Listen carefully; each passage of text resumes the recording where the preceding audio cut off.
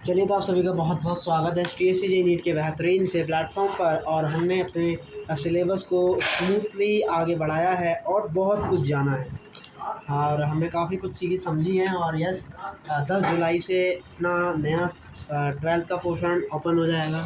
और मान लीजिए यही अंतिम क्षण है, यही कुछ करने के कुछ गुजरने का यही एक अच्छा समय है।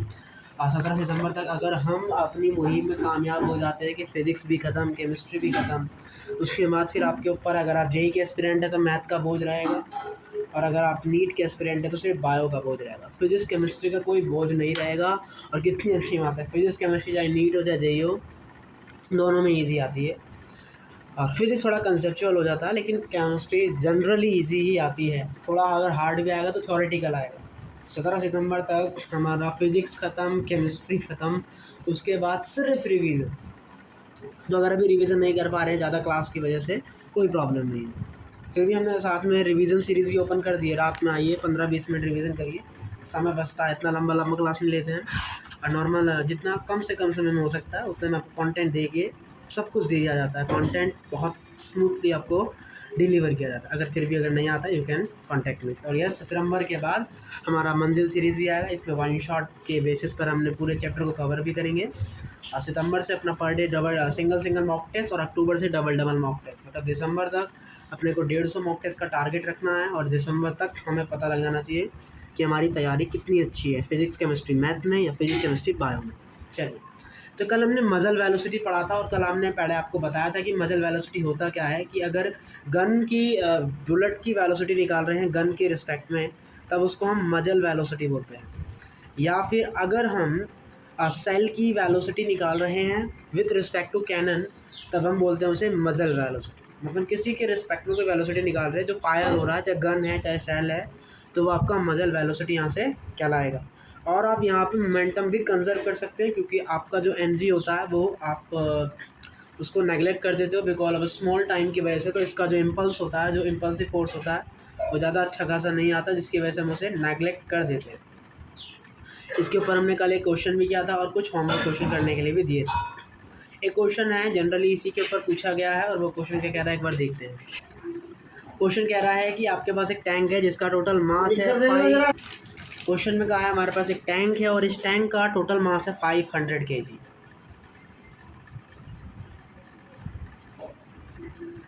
Horizontal fire two shell of each of mass 25 kg with muzzle velocity 100 metre per second. हमें मजल वेलोसिटी दी है 100 मीटर पर सेकेंड।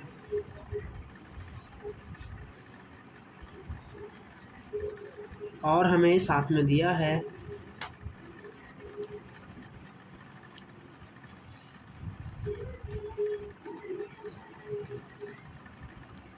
और हमें ये दिया है कि हम 2 शेल फायर कर रहे हैं, उसमें से 2 शेल निकल रही है,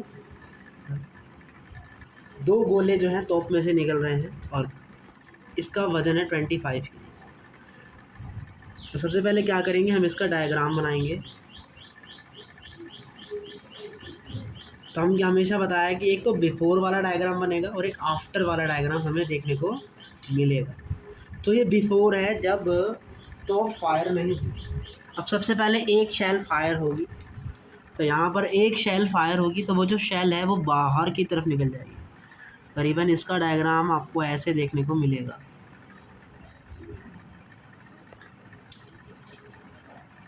ये एक शेल फायर होगी यहाँ पे। ये जो शेल है वो इधर v वेलोसिटी से मूव करेगा, और ये टैंक पीछे की तरफ v वेलोसिटी से मूव करेगा। और यहाँ पर ये टैंक इनिशियली एट रेस्ट पर है।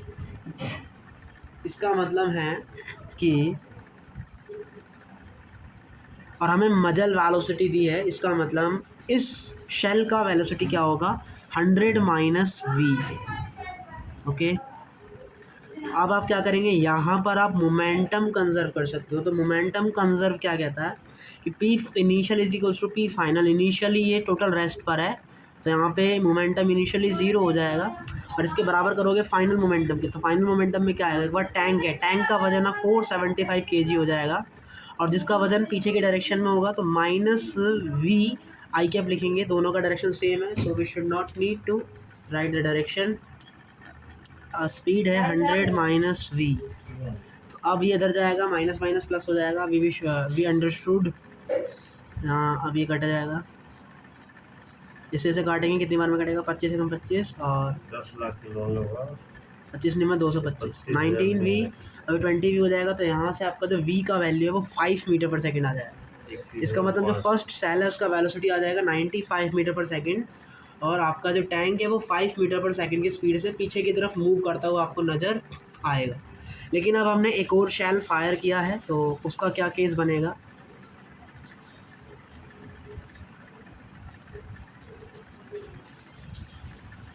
हमने यहाँ पे एक और शेल फायर किया है तो अब एक और शेल फायर होगा। अब इसका वज़न 475 kg ही लिखा जाएगा, और इसका जो वेलोसिटी है पीछे की तरफ 5 मीटर पर सेकेंड है पहले की केस में, और आगे की तरफ अब ये शेल है ये आगे कुछ V1 वेलोसिटी से जाएगा। तो हम क्या करते हैं, हम टोटल मान लेते हैं, और ये वेलोसिटी पीछे की तरफ जाएगी V1 वेलोसिटी। तो हमें कोई नया वेरिएबल नहीं मानना कि 5 मीटर में फिर माइनस V1 करें, तो इससे अच्छा है कि हम टोटल एक न्यू वेरिएबल मान लेते हैं पीछे के डायरेक्शन में V1। तो इसको यहाँ पे नेगलेक्ट कर सकते हैं, हम डायरेक्ट V1 ही एक वेरिएबल मान लेते हैं। तो जो मजल वेलोसिटी इसकी क्या हो जाएगी, 100 मीटर पर सेकेंड इसकी भी है, तो इसका मतलब इसका वेलोसिटी हो जाएगा 100 माइनस V1। तो अब आप क्या लगाएंगे यहाँ पे, momentum conservation for before and after 475, और इनिशियल वेलोसिटी कितना था 5, तो यहाँ पर आपको ये लिखना पड़ेगा पीछे की डायरेक्शन में बराबर। अब क्या करोगे, अब 25 kg का मास घट गया तो 450 बचेगा, और अब जो इसका वेलोसिटी मैंने V1 माना, 5 में कुछ जोड़े घटाएं तो वेरिएबल कॉम्प्लेक्सन हो जाएगा। इससे अच्छा है कि आप इसे नया वेरिएबल मान लें V1। नाउ अब माइनस और यहाँ प्लस उसका मास एंड मल्टीप्लाई में 100 माइनस V1। अब 2500 उधर जाएगा तो ये माइनस का 2500 हो जाएगा, माइनस का 2500 और ये दोनों जोड़ेंगे यहाँ पे,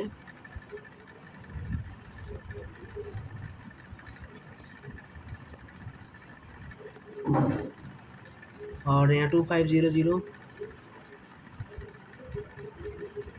यहाँ जाएगा 4875 which is equals to 25 V1 and minus 450 V1, दोनों होगा तो 425 425 V1 आ जाएगा तब, माइनस से माइनस कटा, और अब हम इसको डिवाइड करेंगे तो V1 बराबर आ जाएगा, यहाँ पे क्या कुछ गड़बड़ है, यहाँ ऐड होगा, यहाँ गड़बड़ हो गया, 475 आएगा, 4875 अपॉन 475, 475 बन जाए 475 एंड 75 2871 एंड 125 0.1250 एंड यहाँ 2, तो 10.26 के समथिंग आपका जो टैंक है वो पीछे की तरफ मूव करेगा।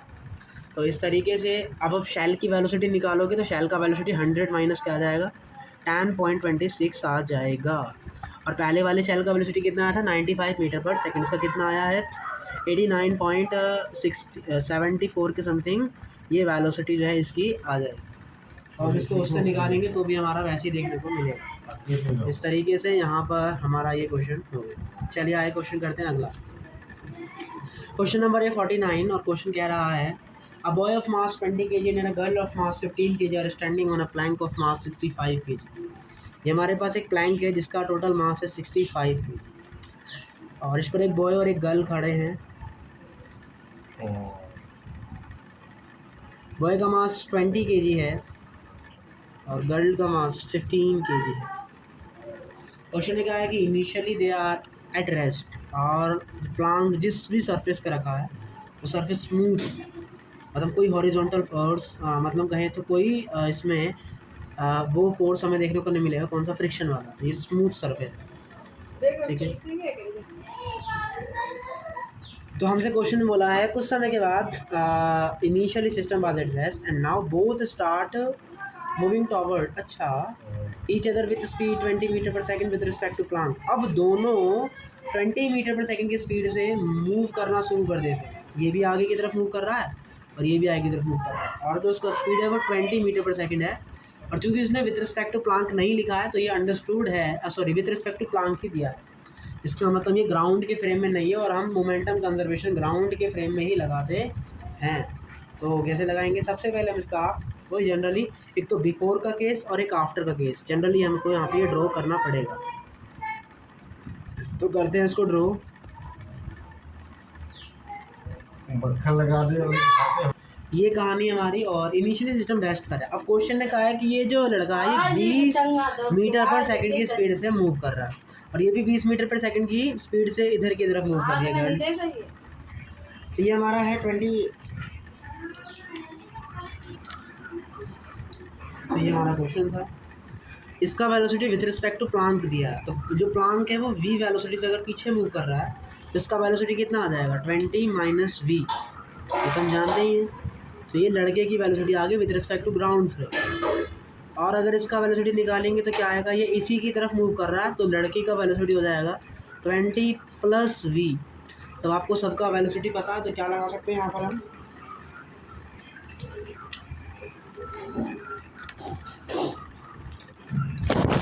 हमें यहाँ हर सबकी वेलोसिटी पता है तो यहाँ पर हम लगा सकते हैं मोमेंटम कंजर्वेशन थ्योरम। तो वो क्या कहते हैं, पी इनिशियल बराबर पी फाइनल। तो इनिशियल तो सब जीरो है तो जीरो आ जाएगा बराबर में, प्लांक जा रहा है पीछे की तरफ -65 वी, और लड़का जा रहा है आगे की तरफ 20 एंड 20 माइनस वी, और गर्ल जा रही है पीछे की तरफ 15 इंटू 20 प्लस वी। यहाँ जाएगा 65 वी, -15 दूनी 30, 300 एंड -15 वी, 12 दूनी 24, और यहाँ प्लस 120 वी, -65 वी। ये बन जाएगा अपना 80, और 80 120 40 वी, और ये जाएगा उधर तो ये बन जाएगा 5400। यहाँ से काटा जाएगा तो वी का वैल्यू आ जाएगा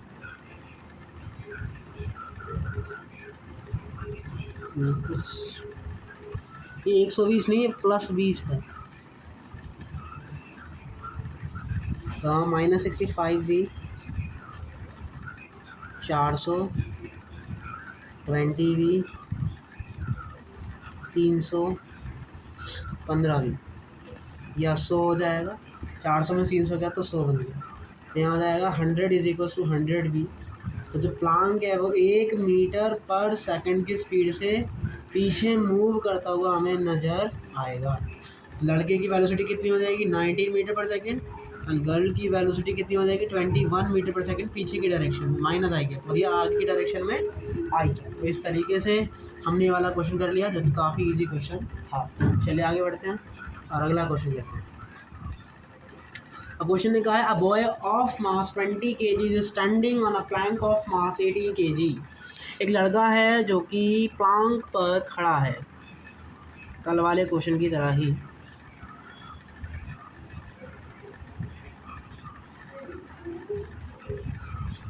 लड़का है जो कि 20 किलो का ही है और इसी पर खड़ा है, और प्लैंक का वजन है 80 kg, ठीक है 80 kg है वजन इसका। और जो लड़का है वो with respect to plank, initial system was moving was speed 3 metre पर सेकंड। इनिशियल में जो सिस्टम है वो इधर मूव कर रहा है 3 मीटर पर सेकंड की स्पीड से, और लड़का खड़ा है। कुछ समय के बाद बॉय चलना प्रारंभ करता है।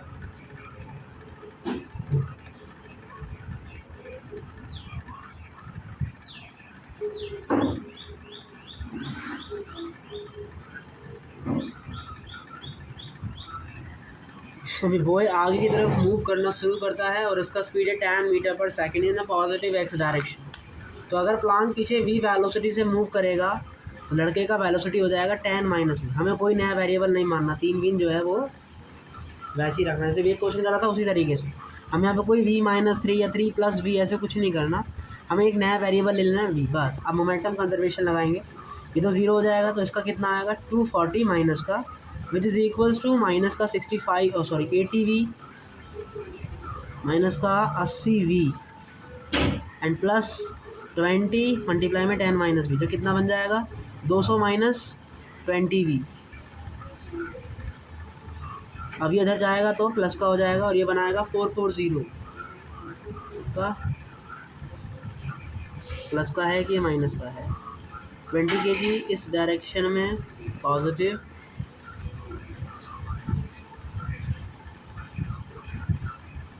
एक सेकेंड, जो प्लांक है वो इधर मूव कर रहा है 3 मीटर पर सेकंड की स्पीड से, तो इसका मतलब लड़के की स्पीड भी कितनी होगी, 3 मीटर पर सेकंड। जाहिर सी बात है, अगर कार चल रही है तो उसके अंदर हम भी चल रहे हैं आगे की तरफ, तभी तो हम कार के साथ साथ मूव कर रहे हैं। इसका मतलब जो स्पीड कार की है वो स्पीड हमारी भी होगी। तो उसी तरीके से अगर प्लांक आगे 3 मीटर पर सेकंड की स्पीड से जा रहा है तो बॉय भी कितने मीटर पर सेकंड की स्पीड से जाएगा, 3 मीटर पर सेकंड की स्पीड से जाएगा। अब लगाते हैं मोमेंटम कंजर्वेशन। या कितना हो जाएगा, 20 × 3 60, 80 × 3 240, और यहाँ 20 × 10 माइनस भी मतलब 200 माइनस 20 भी, और माइनस का 80 भी, मतलब ये कितना बन जाएगा, माइनस का 100 भी। ये 300 में से 200 गया तो यहाँ बचा 100, तो 100 इज इक्वल टू 100 वी। यहाँ से वेलोसिटी कितनी आ गई, 1 मीटर पर सेकंड। तो जो प्लांक है वो कितने मीटर पर सेकंड की स्पीड से जाएगा, 1 मीटर पर सेकंड की स्पीड से चलता हुआ नज़र आएगा। वेलोसिटी कितनी आ रही है, -1, माइनस में आ रही है। इसका मतलब प्लांक की डायरेक्शन किधर होगी, इस तरफ मानी जाएगी।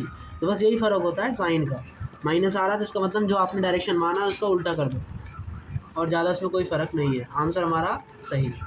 तो यहाँ से हमने इसको समझा और इसके क्वेश्चन बन गए। अब मोमेंटम कंजर्वेशन लगाना हम सीख गए होंगे कि कब और कैसे हमको मोमेंटम कंजर्वेशन यहाँ पे लगाना है।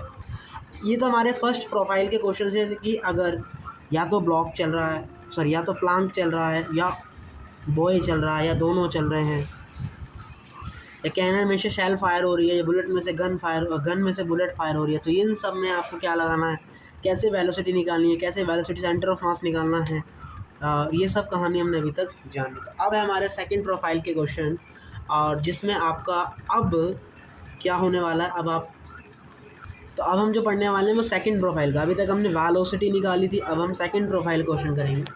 तो हमने क्या पढ़ा है कि एफ एक्सटर्नल बराबर क्या होता है, 0 होता है।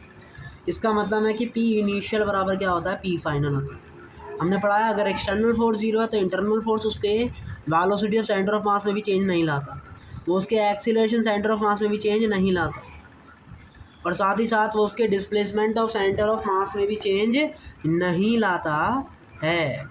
इसका मतलब हमें यहाँ से ये चीज़ याद रखनी है कि for the F external is equals to 0 then m1s1 plus m2s2, और जितने भी हैं उन सब का जो एडिशन है वो क्या देखने को मिलेगा, हमें 0 देखने को मिलेगा। तो ये कहानी हमें यहाँ पे याद रख के चलनी है, और इस प्रोफाइल के अब हम क्वेश्चन करने वाले हैं। तो इस प्रोफाइल का पहला क्वेश्चन है कि अ boy of mass 20 kg is standing on a plank of mass 18 kg. Plank is capped on a smooth horizontal surface. Initially system was at rest. Now boy move from point A to B. Find displacement of boy and plank in this motion. क्या कहा जा रहा है, ये हमारे पास Planck है,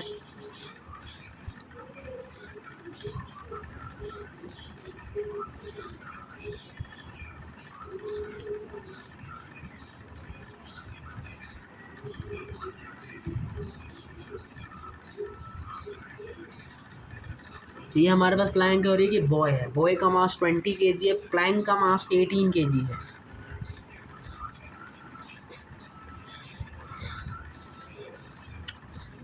initial में system rest पे था, दो केस बनेंगे।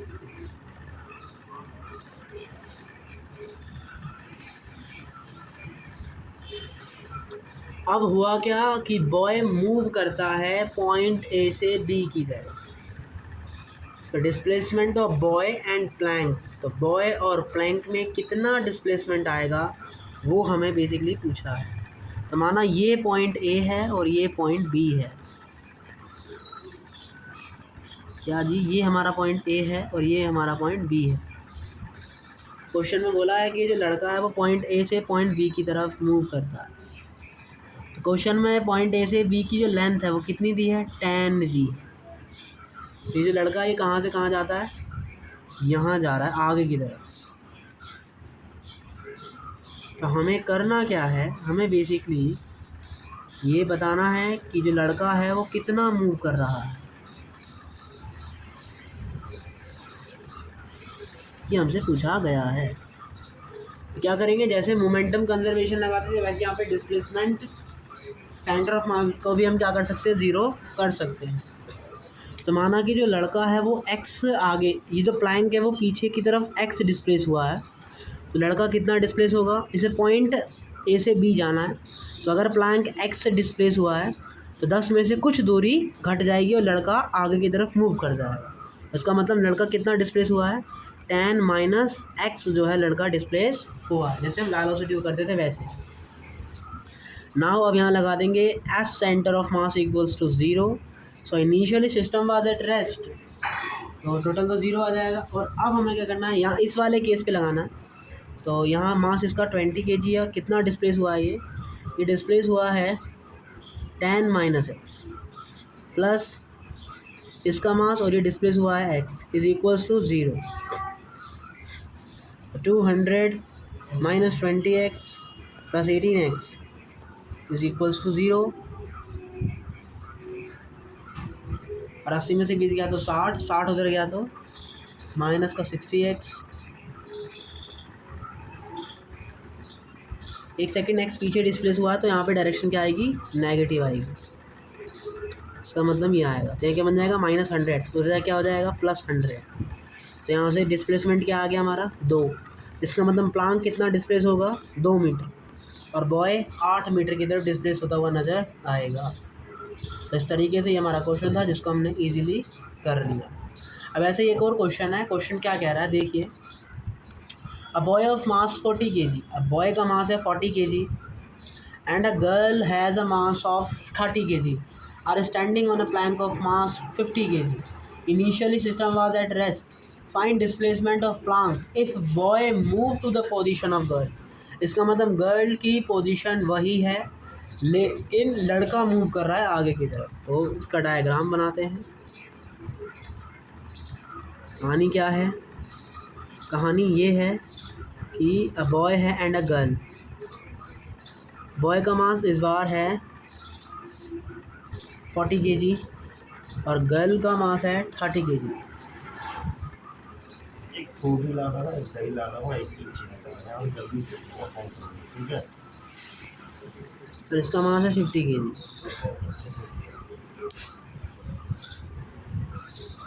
सिस्टम इनिशियली एज रेस्ट, और क्या दिया है, यहाँ से लेकर यहाँ तक का दूरी दिया है 24 मीटर।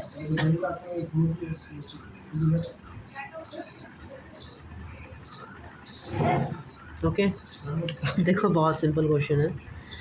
ये आगे की तरफ मूव कर रहा है, बहुत इजी है फिज़िक्स, बस बेसिक्स से कुछ आगे है ही नहीं। देखो सारी क्लास में एक ही कहानी चलती है, जो हम बेसिक पढ़ते हैं वही कहानी है, इसके अलावा कुछ करना ही नहीं है। सिर्फ बेसिक्स है ये, और कुछ है ही नहीं, है ना। बस यहाँ पे ड्राइंग चल रही है ना। अब माना पीछे एक्स डिस्प्लेस हो रहा है, तो ये लड़का कितना डिस्प्लेस होगा 24 माइनस।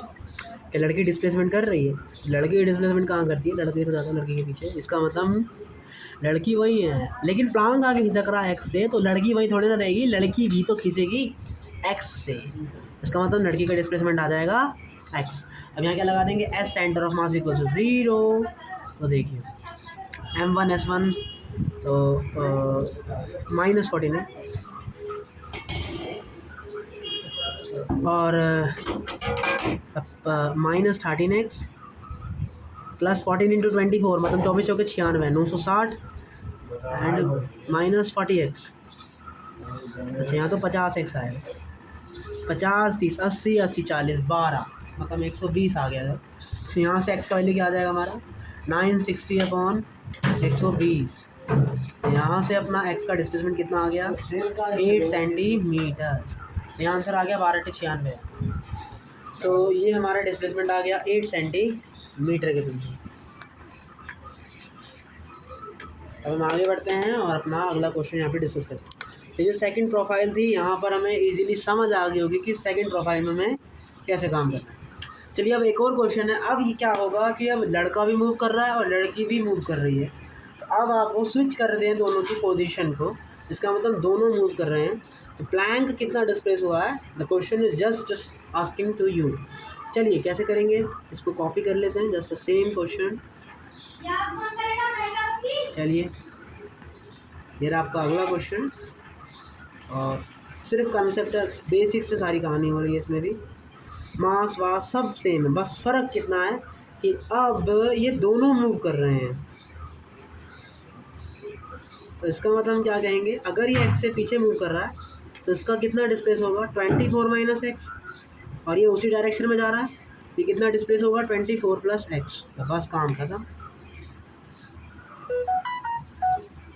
कितना है उसमें? तो ये कहानी है हमारी। अब normal S displacement of centre of mass equals to 0, पुरानी कहानी। -50x और माइनस में शुरू करते हैं +40 × 24 मतलब 960 एंड -24 40x और +24 × 30 24 से 72 720। लेकिन वो तो पीछे डिस्प्लेस रहा है तो माइनस का 720 एंड माइनस का 30x। 50 40 90 90 30 120, तो यहाँ आ जाएगा बराबर में 120x और 196 720 60 और 720 कितना आएगा, ये प्लस का 960 है और माइनस का 720 है, दोनों को माइनस करेंगे तो यहाँ से आएगा 240। तो इस तरीके से प्लांक कितना डिस्प्लेस हो रहा है, Planck is the displace 2 centimetre around. Profile के क्वेश्चन आपको समझ में आ गए होंगे। अब चलते हैं हम एक और क्वेश्चन की तरफ, जो जनरली बढ़िया क्वेश्चन माना जाएगा। क्वेश्चन कह रहा है कि man horizontally jump from the cart. Cart देखा होगा आपने, उससे जो मैन है वो जंप करता है वी वेलोसिटी के साथ। तो आपको पहली तो कार्ट की वेलोसिटी निकालनी है जंप करने के बाद, क्योंकि initial momentum final momentum conserve करके आ जाए। क्योंकि जो अगर मनुष्य जंप कर रहा है तो मस्कुलर फोर्स की वजह से जंप कर रहा है, कोई एक्सटर्नल फोर्स की वजह से ऐसा नहीं हो रहा। That means you can conserve here momentum conservation theorem, कुछ भी बोलो, मोमेंटम कंजर्व कर सकते हैं। और दूसरा क्वेश्चन बोला है work done by internal forces of man. तो मस्कुलर फोर्स ने जो वर्क किया है मतलब इंटरनल फोर्स आपको निकालना पड़ेगा। Very simple, because we know कि फ्रिक्शन के तो है ही नहीं, फ्रिक्शन अच्छा फ्रिक्शन स्टैटिक तो है, लेकिन हाँ ठीक है, जब वो करेंगे तो पता लग जाएगा। चलिए करते हैं क्वेश्चन। देखिए ये हमारी कार्ट है, अच्छा ये सरफेस स्मूथ है तो फ्रिक्शन का तो बात ही नहीं हो यहाँ पे, सिर्फ इंटरनल लग रहा है तो इंटरनल फोर्स को चेंजिंग काइनेटिक एनर्जी के बराबर कर देंगे तो हमें क्या मिल जाएगा, work done by internal forces मिल जाएगा। बस काम खत्म, और क्या देखें। लेकिन अगर वो क्वेश्चन और ये पूछने लग जाए कि स्टैटिक फ्रिक्शन के द्वारा किया गया वर्क डन कितना है कार्ट पर, देखो फ्रिक्शन क्या है, अगर स्टैटिक फ्रिक्शन होता है तो वो तो इंटरनल होता है जिसकी वजह से वो कैंसल आउट हो जाएगा। लेकिन अगर आपका जो फ्रिक्शन है वो काइनेटिक है तो वो ज़ीरो नहीं होता, समझेंगे। चलिए पहले क्वेश्चन करते हैं। ये कार्ट है, कार्ट का मास m है, रेस्ट पर कहानी है, और ये मैन है जिसका मास m है, ये यहाँ से जंप कर रहा है। तो ये जंप कर रहा है तो क्या कहानी होगा क्या नहीं, हमसे पूछा गया है।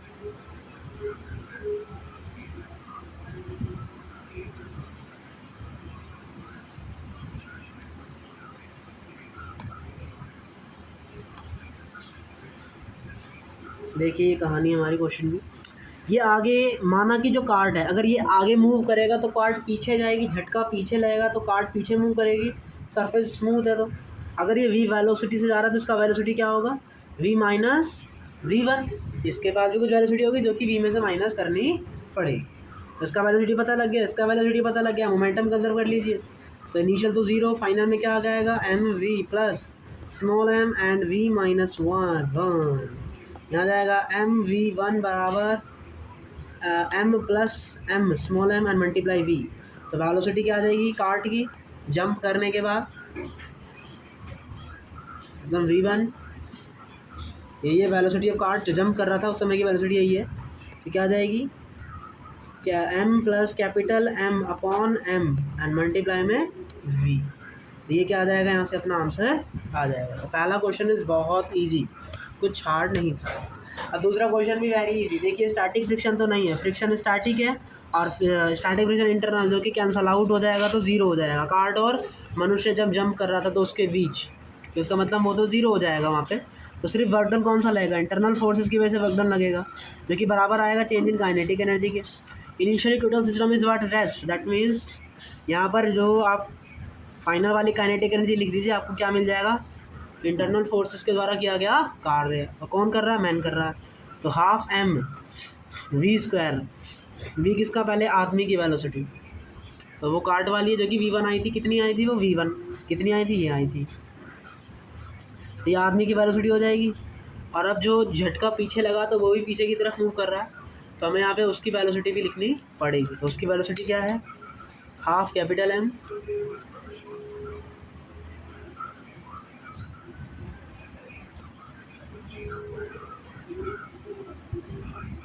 Half capital M and small M V upon M plus M. तो ये दोनों वेलोसिटीज़ आ गई हैं, तो दोनों को प्लस करेंगे तो हमें यहाँ से क्या मिल जाएगा, इंटरनल फोर्सेस के द्वारा किया गया कार्य, जो कि हमने यहाँ पे निकाल दिया है।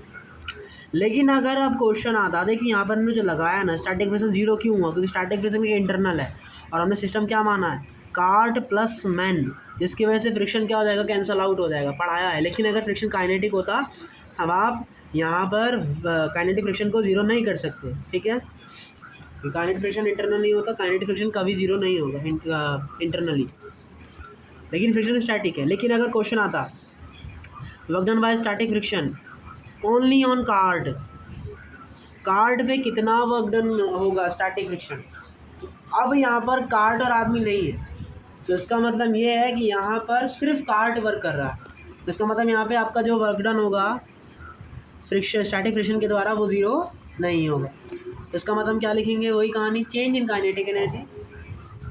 तो यहाँ पे इंटरनल फोर्सेस ज़ीरो, तो यहाँ पे एक्सटर्नल फोर्स क्या लगेगा, फ्रिक्शन का, जो कि किसके बराबर आ जाएगा, चेंज इन काइनेटिक एनर्जी के। और energy half capital M cart का, और वेलोसिटी किसकी, कार्ट की, जो कि वी आई थी, कितनी आई थी, M V upon M plus M का स्क्वायर।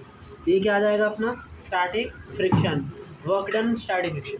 ये समझ आ रहे हैं क्यों लिख रहे हैं M V upon M plus M, समझिए। देखिए ये कार्ट था, पीछे की तरफ क्या चल रहा था, वो कार्ट जो है वो पीछे कितनी वेलोसिटी से मूव कर रहा था, V1 वेलोसिटी से, और आदमी कितनी वेलोसिटी से मूव कर रहा था, V में से कुछ घट रहा होगा क्योंकि वो अपोज कर रहा है, मतलब V माइनस V1। नाउ आपका V का वैल्यू क्या आया था क्वेश्चन में, V का वैल्यू, तो V1 का वैल्यू आया ये, तो V1 का वैल्यू कितना आया था, ये आया था, तो वो वैल्यू ये हो जाएगा, किसका, कार्ट का हो जाएगा ये, M V small M V on capital M small M. और अब आप इसका वैल्यू को इसमें माइनस कर दोगे तो यहाँ क्या आ जाएगा, capital M V upon small M plus capital M. तो जो यहाँ पर हमने ये लिखा था ना ऊपर की तरफ, तो ये वो वेलोसिटी थी क्योंकि माइनस करके आ रही थी, ये मैन की वेलोसिटी, ये कार्ट की वेलोसिटी है, कैपिटल एम है कि स्मॉल एम है, कैपिटल एम है तो ये मैन की वेलोसिटी है और ये कार्ट की वेलोसिटी है। उसी तरीके से मुझे static friction only on cart पे बताना था, तो यहाँ पे वेलोसिटी भी किसका लेता, कार्ट की वेलोसिटी लेता, और कार्ट की वेलोसिटी ये है। तो वर्क डन बाय फ्रिक्शन क्या आ जाता है यहाँ पे, हाफ एम वी स्क्वायर। तो इस तरीके से हमारा यहाँ पे ये क्वेश्चन हो गया, और आई होप ये हमें इजीली समझ में आ भी गया होगा इन क्वेश्चनों को कैसे जनरली डील करना है। बस बेसिक्स और सिर्फ बेसिक्स, और यहाँ पर हमें कुछ भी अपना दिमाग लाने की ज़रूरत नहीं पड़ी, सिर्फ एक बेसिक्स से अपना ये सारा काम हो गया। क्या लगाना था बस यहाँ पे, बस मोमेंटम कंजर्वेशन थ्योरम, और जो हमने वर्क पावर एनर्जी में जो समझा था सिर्फ वही लगाना था, इससे ज़्यादा इसमें कुछ है ही नहीं।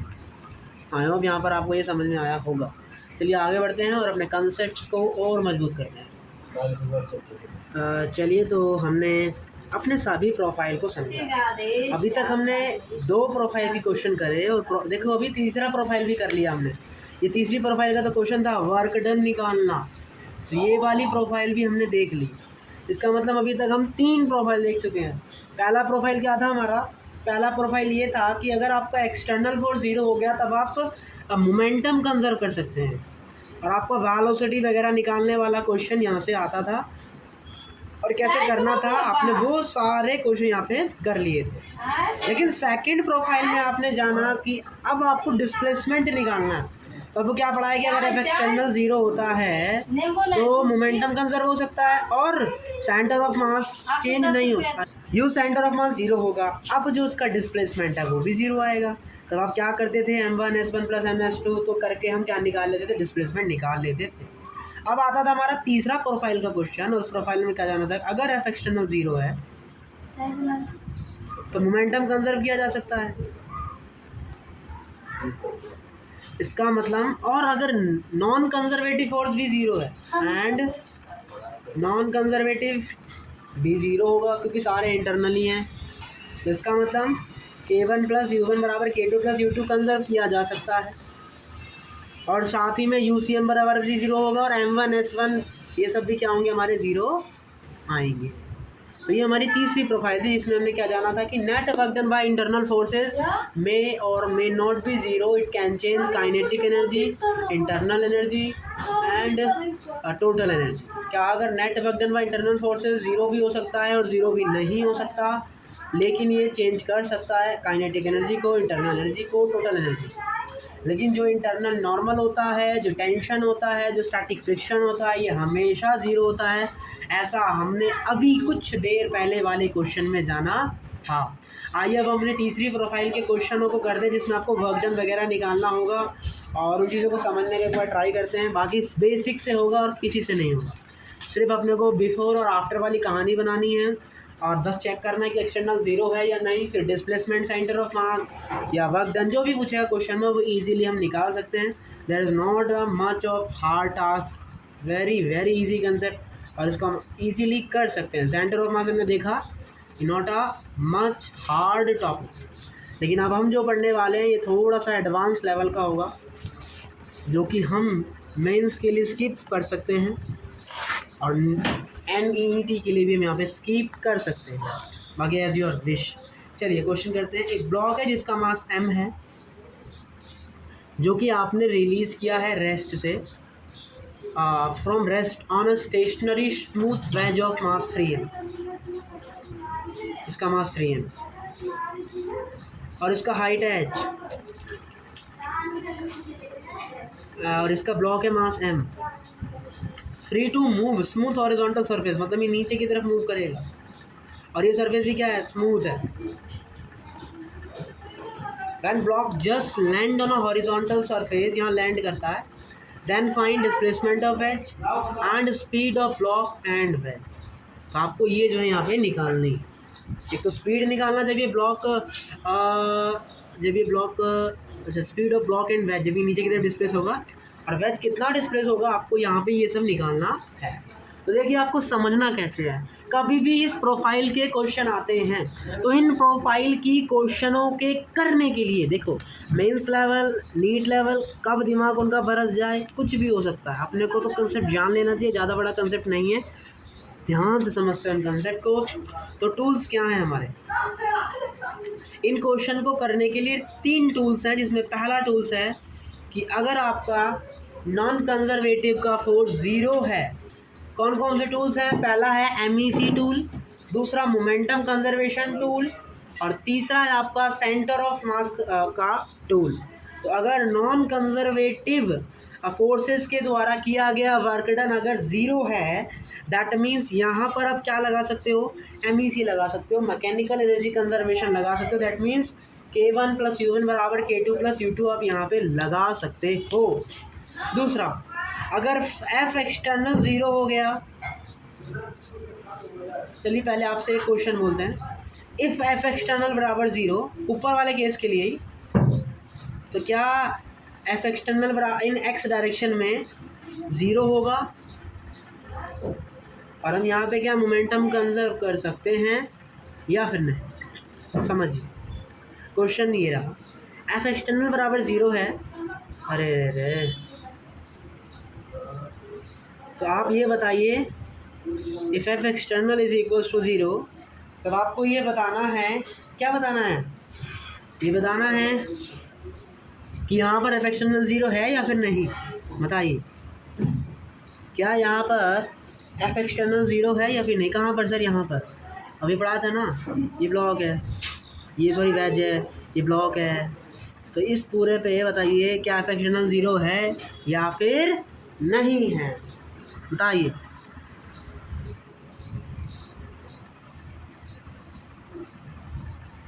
तो इस पे एफ एक्सटर्नल ज़ीरो भी है और नहीं भी है। ये क्या मतलब? मतलब एफ एक्सटर्नल बराबर ज़ीरो भी है और एफ एक्सटर्नल बराबर ज़ीरो भी नहीं। इसका मतलब क्या है समझिए। मान लीजिए आपका ब्लॉक है, बार बार ये वेज है और ये ब्लॉक है। पहले आप इसका एफ बनाइए। इस पे नीचे की तरफ लगेगा mg, सॉरी 3mg, इस पे mg, ठीक है। और नॉर्मल भी लगेंगे, इस पे ऊपर की तरफ लगेगा n2, ये वाले सरफेस पे लगाएगी n इधर, और एक नॉर्मल लगेगा इसको अपोज करने के लिए जो कि इंटरनल हो जाएगा। ध्यान से अगर देखा जाए तो मोटा भाई, ठीक है। एक नॉर्मल ये भी लगाएगा। अगर ये इस पे ऐसे नॉर्मल लगा रहा है तो ये नॉर्मल पीछे की तरफ भी लगेगा कैंसल आउट करने के लिए, है ना। जो कि क्या हो जाएंगे? कैंसल आउट हो जाएंगे। अरे यार, जो कि क्या हो जाएंगे? कैंसल आउट हो जाएंगे। क्या हो जाएंगे यहाँ पे? ये कैंसल आउट हो जाएंगे। तो एफ में क्या आया? एक तो 3mg वाला फोर्स आ रहा है, एक नीचे 3mg आ रहा है और एक क्या आ रहा है हमारा? n2 आ रहा है। तो बताइए इसमें अब होगा क्या? अगर मैंने इस पूरे को सिस्टम माना है, ब्लॉक और वेज दोनों को सिस्टम माना है, तब क्या होगा कि जो n2 है ऊपर की तरफ लग रहा है और ये mg और ये 3mg नीचे की तरफ लग रहा है। तो इसका मतलब यहाँ पर n2 बराबर क्या हो जाएगा मेरा? 4mg हो जाए। यहाँ पे नॉर्मल क्या हो जाएगा मेरा? 4mg के बराबर आ जाएगा। तो देखिए n2 बराबर क्या आ गया? 4mg आ गया। लेकिन कब? ये इनिशियल था, इनिशियल था। लेकिन अगर मैं होल सिस्टम के बोलूँ, अब कुछ समय के बाद क्या होगा? mg यहाँ पर आ जाएगा, मतलब ये मोशन करने लगेगा। तो अगर ये मोशन करने लगेगा तो क्या m2 4mg के बराबर आएगा? नहीं आएगा। मैंने तो पढ़ा अगर ये मोशन करता है तो डिस्प्लेसमेंट आ रहा है वाई में, इसका मतलब n2 is not equals to क्या? 4mg। And n2 is not equals to 4mg, that यहाँ पर एफ एक्सटर्नल ज़ीरो नहीं हुआ। यहाँ पे एफ एक्सटर्नल ज़ीरो नहीं है तो मोमेंटम कंजर्वेशन कहाँ से लग जाएगा? लेकिन अगर हम बात करें एक्स में, तो क्या एक्स में कोई फोर्स लग रहा है? नहीं। इसका मतलब एक्स में एफ एक्सटर्नल क्या हो जाएगा? ज़ीरो हो जाएगा। इसका मतलब अगर आपको यहाँ पे मोमेंटम कंजर्वेशन लगाना तो कहाँ लगाना पड़ेगा? जहाँ पर एफ एक्सटर्नल ज़ीरो है। सर वाई डायरेक्शन में n2 is not equals to mg, that means यहाँ F external in Y direction is not equals to zero. क्यों नहीं है ज़ीरो? मोशन कर रहा है, वो कंटिन्यूसली मोशन कर रहा है, नीचे की टपक रहा है। इसका मतलब n is not equals to 4mg during the motion of block and wedge. इसका मतलब यहाँ पर F external in Y direction is not equals to zero. मतलब आपका जो एक्सटर्नल फोर्स है वो वाई डायरेक्शन में ज़ीरो नहीं होगा। लेकिन सर एक्स में तो कोई फोर्स नहीं लग रहा ना। अगर एक्स में कोई फोर्स नहीं लग रहा तो इसका मतलब आप क्या कह सकते हो कि F external in X direction is equals to क्या हो जाएगा? ज़ीरो हो जाएगा। तो सर इसका मतलब अगर आपको मोमेंटम कंजर्व करना है तो आप कहाँ मोमेंटम कंजर्व करोगे? कि momentum conserve in X direction, final momentum in X is equals to initial momentum in X. और साथ ही में अगर आपको यू सेंटर ऑफ मास भी कंजर्व करना है तो वो कहाँ करेंगे? एक्स में ही कंजर्व करेंगे, क्योंकि वाई में अब सेंटर ऑफ मास भी बदल जाएगा क्योंकि मोशन कर रहा है, डिस्प्लेसमेंट भी बदल जाएगा क्योंकि मोशन कर रहा है। तो इसका मतलब ऐसे केस में आपको कहाँ लगाना पड़ेगा? एक्स में ही मोशन लगाना पड़ेगा। तो मैं वही समझाने की कोशिश कर रहा हूँ कि इन क्वेश्चन में, अब इन प्रोफाइल में आपको ये चेक करना पड़ेगा कि एफ एक्सटर्नल कहाँ ज़ीरो है, कहाँ नहीं है। जहाँ पर एफ एक्सटर्नल ज़ीरो होगा आप वहीं पर क्या लगाएंगे? आप वहीं पर क्या लगाते हुए नज़र आएंगे? ये सारे टूल्स लगाते हुए नज़र में आएंगे। अब आपके मन में आएगा why N is not equals to m g, why normal two is not equals to m g. आइए थोड़ा समझने का ट्राई करते हैं। आर्ट इनिशियल ये मास m है और ये 3m है और ये रेस्ट पर है। तो माना कि इसका जो सेंटर ऑफ मास होगा वो यहाँ कहीं होगा। अब होगा क्या? ये जो ब्लॉक है ये ब्लॉक नीचे की तरफ आ गया, नीचे की तरफ आ गया। तो अगर ब्लॉक नीचे की तरफ आ गया है तो इसका सेंटर ऑफ मास कहाँ शिफ्ट करेगा? इसका सेंटर ऑफ मास भी नीचे की तरफ आ जाएगा। तो चूंकि वाई डायरेक्शन में, वाई में आ रहा है, एक्स का तो वही है जहाँ था, वैसे का वैसा ही है। इसका मतलब क्या है? इसका मतलब क्या है कि भैया centre of mass in Y direction बदल गया, डाउनवर्ड आ गया। इसका मतलब यहाँ F external in Y direction is not zero. तो यहाँ पर आप एफ एक्सटर्नल को ज़ीरो नहीं कह सकते। शुरुआत में क्या होगा, शुरुआत में एन बराबर क्या आएगा 4mg आएगा क्योंकि वो रेस्ट पर है। अब फिर क्या होगा, ये नीचे आ रहा है, आपका ब्लॉक नीचे आएगा तो उसे एक्सीलरेशन मिल रहा है। इसका मतलब अब नॉर्मल टू क्या हो जाएगा 4mg से बड़ा हो जाएगा, लेकिन नीचे जाके ब्लॉक रुक गया। क्यों रुक गया, क्योंकि अब ब्लॉक क्या करेगा, अपनी स्पीड को कम करने की कोशिश करेगा, मतलब अब एक्सीलरेशन रिटार्ड होगा। इसका मतलब अब n2 क्या हो जाएगा 4mg से नीचे चला जाएगा। तो इसका मतलब इसमें ये तीनों कहानियों में देखने को मिल रही है, कभी n बराबर 4mg हो रहा है, कभी नॉर्मल 4mg से ज़्यादा आ रहा है, कभी नॉर्मल 4mg से कम आ रहा है। तो इसका मतलब इसी कारण से आप यहाँ पर F external in Y direction या यू centre of mass in Y direction या एस centre of mass in Y direction can not be conserve, आप इन्हें कंजर्व नहीं कर सकते, आप इन्हें कंजर्व नहीं कर सकते हैं। इसीलिए आप जो भी कंजर्वेशन लगाएंगे वो कहाँ लगाएंगे, एक्स में लगाएंगे। क्यों लगाएंगे, क्योंकि एक्स में आपका पार्टिकल नहीं चला है, पार्टिकल जो चला है वो वाई में चला है, जो ब्लॉक चला है वो वाई में चला है। तो इसलिए आपका जो मोशन होगा सेंटर ऑफ मास का वो क्या देखने को मिलेगा, वर्टिकल स्ट्रेट लाइन। कैसा, वर्टिकल स्ट्रेट लाइन, ऊपर से नीचे की तरफ। अब मान लीजिए आपको डिस्प्लेसमेंट निकालना वाई डायरेक्शन में, तो आप निकाल के भी देख सकते हो, वो भी ज़ीरो नहीं आएगा। शुरुआत में कहाँ था, ज़ीरो था, तो मतलब mg हो जाएगा। अब क्या हो रहा है, वो नीचे की तरफ डिस्प्लेस हो रहा है, तो कितना डिस्प्लेस करेगा, -h डिस्प्लेस करेगा, और डिवाइड में क्या आ जाएगा टोटल मास जो कि 4m है। तो यहाँ से कितना आ गया हमारा डिस्प्लेसमेंट, हमारा -h/4। तो ये डिस्प्लेसमेंट आ गया, मतलब आपका SCM -h/4 आ गया, ज़ीरो तो नहीं आ रहा ना। तो इसका मतलब वाई डायरेक्शन में आप कुछ भी कंजर्व नहीं कर पाएंगे अगर ऐसा केस होगा। तो आपको आई होप समझ में आ गया होगा कि इन क्वेश्चन को करते वक्त आपको 3 चीज़ चेक करनी है कि F external work done non conservative zero है या नहीं, एफ एक्सटर्नल ज़ीरो है या नहीं, कौन सी डायरेक्शन में ज़ीरो है, कहाँ मोमेंटम कंजर्वेशन लगाना है, you centre of mass zero है, एफ एक्सटर्नल ज़ीरो है, तभी क्या लगाओगे आप SCM बराबर ज़ीरो लगाएंगे। अगर एक भी चीज़ मिसिंग हुई तब आप SCM बराबर ज़ीरो नहीं लगा सकते। तो ये तीनों टूल्स हैं जो कि आपको याद रखने हैं, जो कि आपको क्वेश्चन को करने में काफ़ी ज़्यादा हेल्पफुल रहेंगे एंड आपको हेल्प भी करेंगे। चलिए आते हैं और अपने अब जो आपको क्वेश्चन दिया था एक बार उसको हम यहाँ पे करवाते हैं, ताकि आपको यहाँ पे एक आइडिया मिल जाए कि इन क्वेश्चनों को करना आखिरकार कैसे। चलिए I will be try to best of your. चलिए ये आपके पास ब्लॉक है, वेज है, फिर से ब्लॉक निकला, फिर से ब्लॉक निकला है जी। ये वेज है, ये ब्लॉक है और ये एज है। अब कुछ समय बाद क्या होगा, ये वाला मास नीचे की तरफ आ जाएगा और ये 3m, इसका डिस्प्लेसमेंट पीछे होगा, इसका डिस्प्लेसमेंट आगे होगा। ठीक है, अगर मैं टोटल लेंथ L मानता हूँ तो लेंथ क्या आनी चाहिए, कांस्टेंट आनी चाहिए ना। तो अगर पीछे x जा रहा है तो ये कितना जाएगा L माइनस x, दोनों को जोड़कर अभी भी क्या आ रहा है L ही आ रहा है। इसका मतलब x में कोई भी डिस्प्लेसमेंट नहीं है। अब आपको टूल निकालने, पहला निकालना है आपको डिस्प्लेसमेंट। तो डिस्प्लेसमेंट निकलता है SCM बराबर ज़ीरो करके। सर क्या एफ एक्सटर्नल ज़ीरो है, कहाँ पर, x डायरेक्शन में ज़ीरो है। क्या सर x डायरेक्शन में सेंटर ऑफ मास भी ज़ीरो है, बिल्कुल। तो आप x डायरेक्शन में क्या लगा सकते हो, डिस्प्लेसमेंट कंजर्व कर सकते हो इन x डायरेक्शन। तो इसका मतलब m1s1 plus m2s2 in x direction is equal to zero. That means block का मास m है और इसका डिस्प्लेसमेंट पहले तो ज़ीरो था, अब कितना है, अब है x में इसका डिस्प्लेसमेंट L माइनस एक्स पीछे की तरफ, इसका plus mass 3m and x, अब इधर चला जाएगा बराबर में, मास से m माइनस L बराबर 3x, उधर जाएगा 4x माइनस L।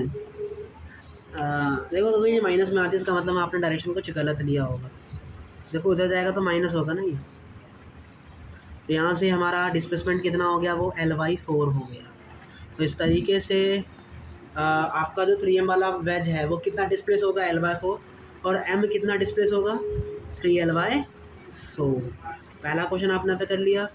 अब दूसरा क्वेश्चन क्या कह रहा है, दूसरा क्वेश्चन कह रहा है आपको स्पीड बतानी है, वेलोसिटी बतानी है। तो आप x डायरेक्शन में क्या भी कंजर्व कर सकते हो, मोमेंटम कंजर्व कर सकते हो। डायग्राम वही बनेगा जो पहले बन रहा था, ये वाला डायग्राम। तो बस मैं रफ कर रहा हूँ, नोट्स में सब मिलेगा, डोंट वरी, नोट्स में सब कुछ है, पहले से सब कुछ दे रखा है। जाइए TCG नीट चैनल पर, नोट्स को वेरीफाई करिए, काम करिए। और आज आपका टेस्ट भी है, बी रेडी, रात में टेस्ट होने वाला है आपका, ठीक है। लिंक शेयर में कर दूँगा। देखो होगा क्या,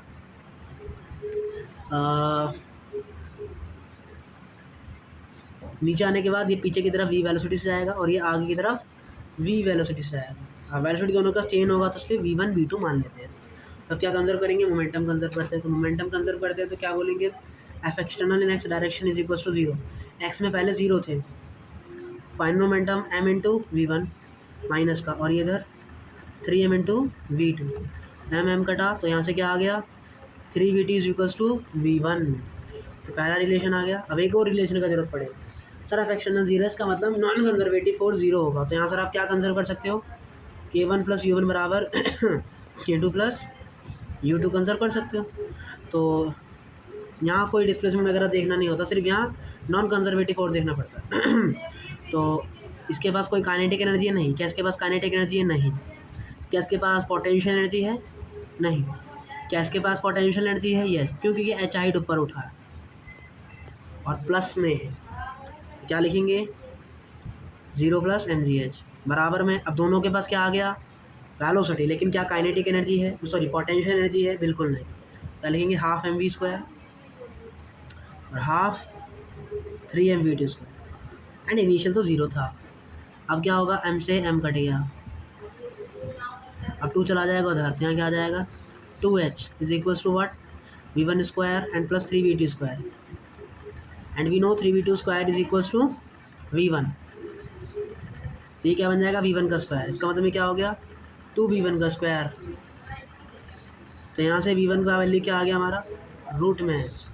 क्या कुछ गड़बड़ किया है, लगता है मुझे कुछ, शायद कुछ गड़बड़ किया है। तो रूट h, हाँ जी भी तो था, ठीक है जी मैंने लगा दिया, GH आ गया, फिर भी आंसर में कुछ गड़बड़ है हमारा। कैलकुलेशन का ही मिस्टेक हुआ होगा, फिर से करते हैं, कैलकुलेशन सही से कर लो, नाश हो जाएगा वरना पूरी मेहनत का। mgh आ रहा था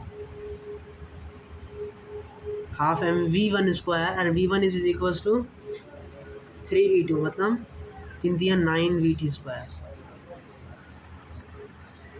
ठीक है, and plus half 3vt square. अब ठीक है, 9 3 12, 12 में हो गया तो 6 डिवाइड किया मतलब, और m से m कटा, तो यहाँ से सेकंड वेलोसिटी क्या आ गई हमारी, ये आ गई, और पहली वेलोसिटी क्या आ गई इसका 3 गुना, वो रिलेशन ही गलत ले लिया था हमने। तो इस तरीके से हमारा आंसर क्या आ गया, हमारा आंसर आ गया है ये, डन। आई होप इस प्रोफाइल के क्वेश्चन को अब आप करना सीख गए होंगे, डायरेक्ट नहीं कर सकते। अगर आप करना चाहते हो तो क्या लगाना पड़ेगा आपको लगाना पड़ेगा, आपको समझना पड़ेगा। ये सारे टूल्स यहाँ पे लग भी रहे हैं यहाँ पे नहीं। देखिए अब आपको इसी क्वेश्चन में क्या बताना है, वर्क डन बताना है नॉर्मल का वेज पर, नॉर्मल बताना है किसका, वेज पर। ये कहानी है, इधर मूव कर रहा है वेज पे नॉर्मल, मतलब नॉर्मल इधर लग रहा है, तो ये वाला नॉर्मल आपको बताना है। N2 लग रहा है इधर और नीचे की तरफ क्या लग रहा है 3m, तो क्या लगाएंगे यहाँ पे नेट वर्क डन बराबर change in kinetic energy wedge के लिए।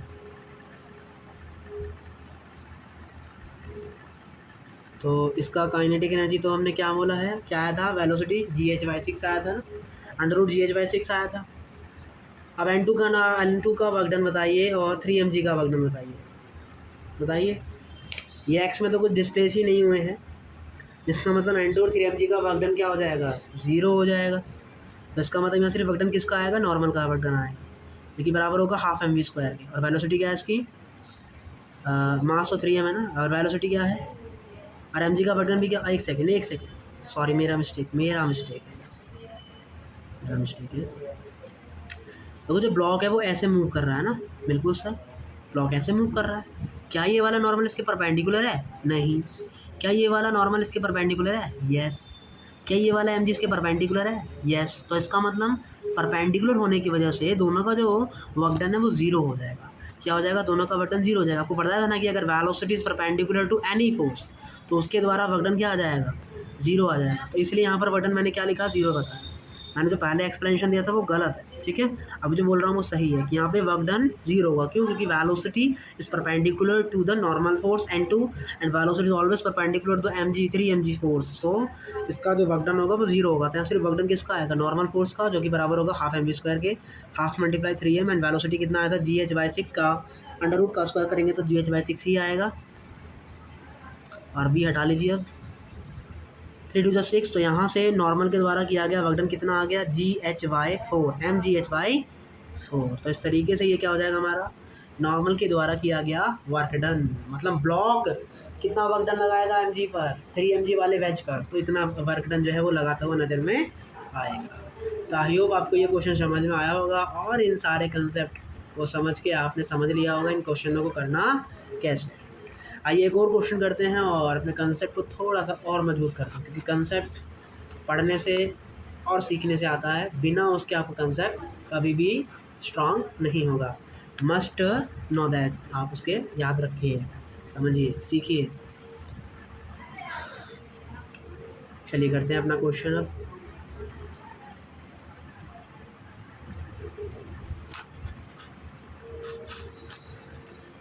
आपका अगला क्वेश्चन ये रहा, देखिए एक ब्लॉक है जिसका मास m है, जो कि स्मूथ सरफेस पे है।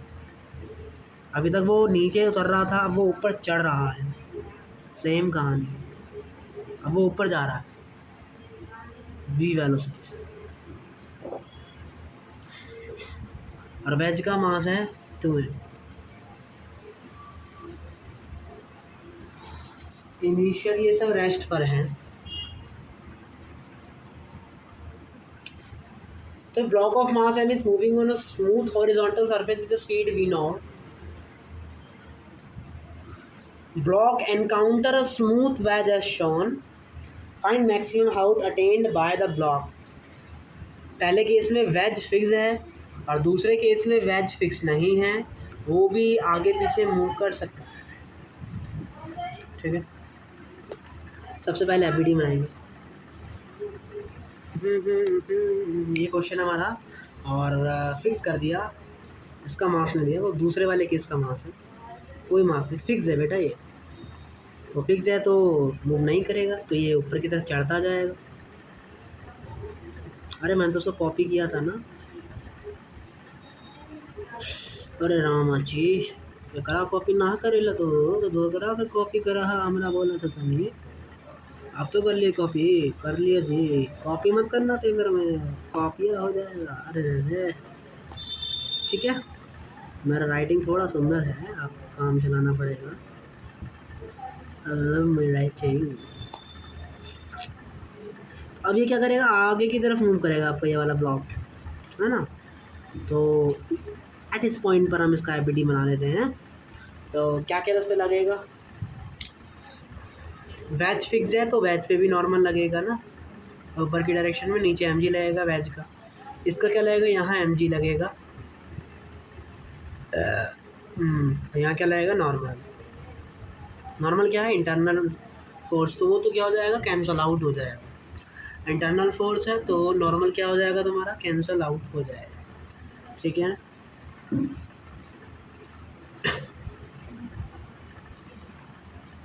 तो इस पर नीचे की तरफ mg लग रहा है और इधर ये मूव कर रहा है v वेलोसिटी से। तो इसके कंपोनेंट करोगे नॉर्मल के, तो नॉर्मल के कंपोनेंट करेंगे, क्योंकि वेज फिक्स हो गया ना, अब क्योंकि वेज फिक्स हो गया तो नॉर्मल के कंपोनेंट होंगे। तो अब इस डायरेक्शन में, मतलब एक्स डायरेक्शन में इसके कंपोनेंट करोगे तो वाई और एक्स दोनों में आएगा नॉर्मल। तो इसका मतलब अब नॉर्मल एक्स डायरेक्शन में भी डिनोट कर रहा, तभी तो वेलोसिटी उसके पास जा रही है। तो इसका मतलब एक्स में इस बार एक्सटर्नल फोर्स ज़ीरो नहीं, तो मोमेंटम कंजर्व नहीं कर सकते। दूसरा क्या कंजर्व कर सकते हो सर, नॉर्मल है कि इंटरनल फोर्स है तो non conservative work done is zero.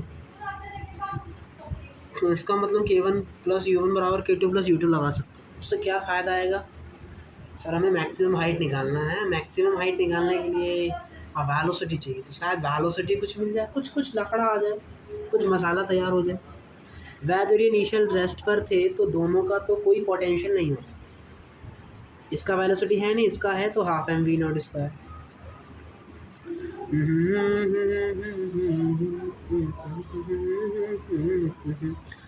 और इसका भी वेलोसिटी नहीं है तो ज़ीरो रहेगा। अब इसके पास कुछ, अब मैक्सिमम हाइट तो यही होगा, अगर ये यहाँ पहुँच जाए तो मोटा भाई, तो यहाँ पर तो इसका वेलोसिटी ज़ीरो हो जाएगा। लेकिन क्या इसके पास पोटेंशियल एनर्जी आ जाएगी mgh। तो यहाँ से ये कटा, तो यहाँ से मैक्सिमम हाइट क्या आ गई तुम्हारी, we naught square upon 2g। तो मैक्सिमम हाइट यहाँ से क्या आ गई, we naught square upon 2g।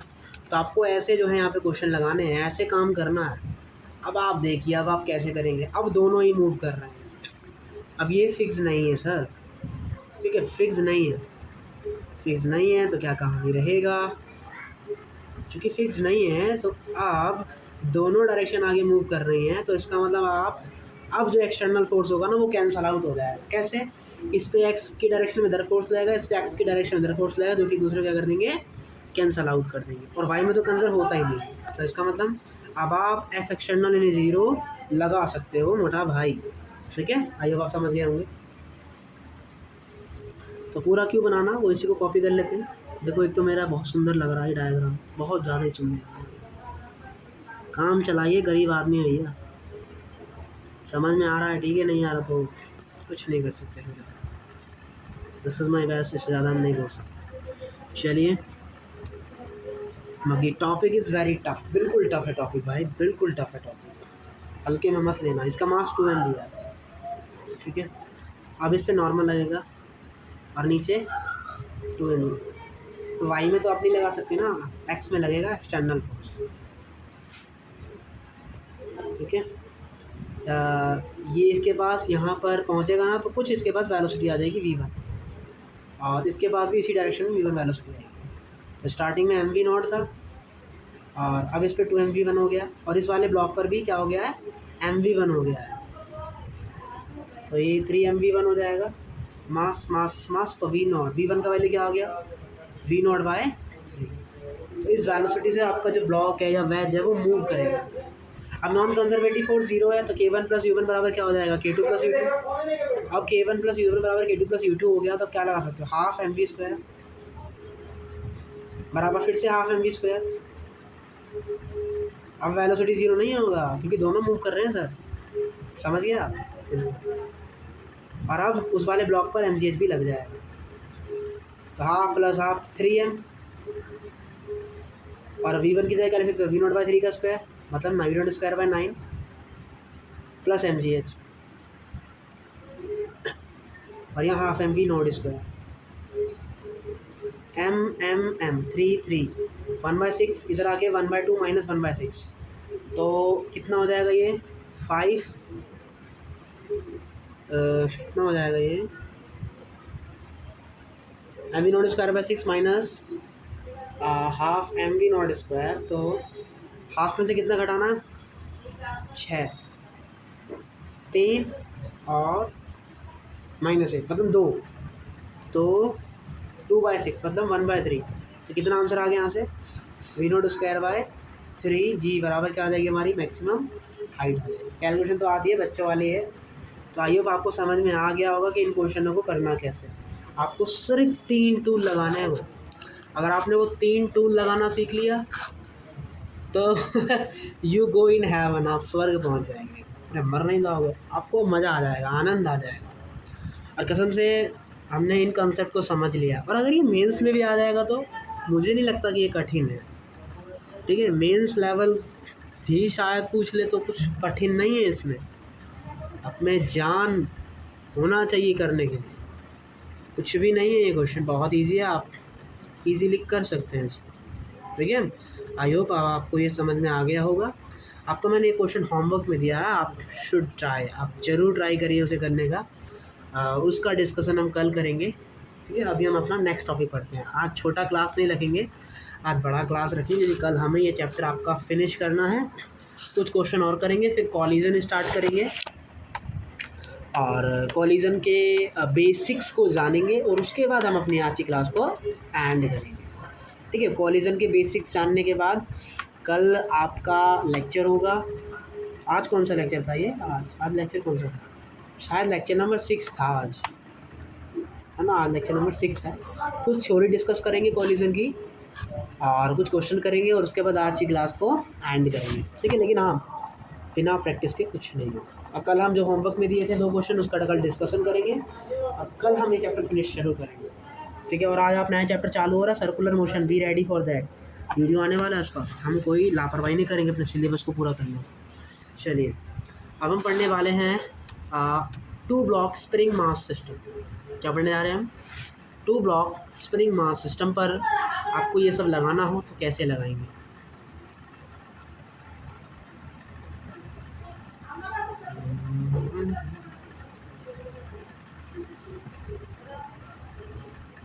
To block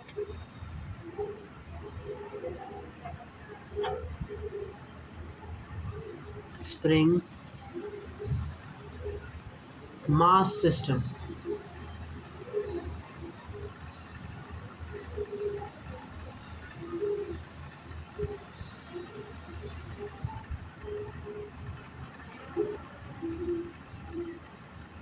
देखिए, ये थोड़ा गलत हो गया बस।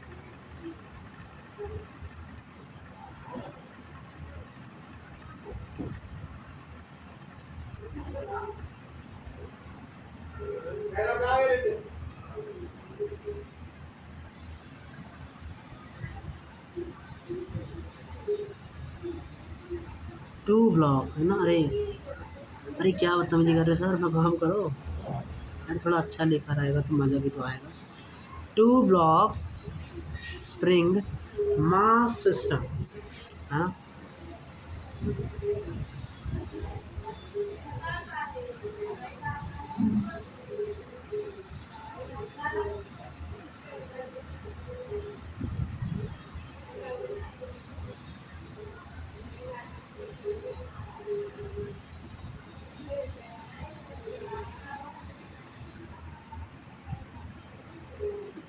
मास सिस्टम है भाई, वो वाला सिस्टम है ना।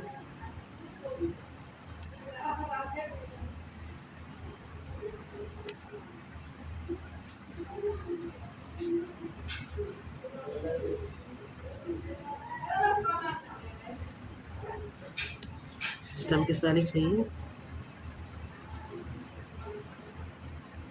ओके, तो अब हम क्या पढ़ने जा रहे हैं अपना? अरे अब हम क्या पढ़ने जा रहे हैं अपना? 2 block spring mass system. Okay, चलिए। तो बेटा 2 ब्लॉक स्प्रिंग मास सिस्टम में क्या होगा? आपके पास 2 ब्लॉक होंगे और बीच में स्प्रिंग लगी रहेगी ऐसे।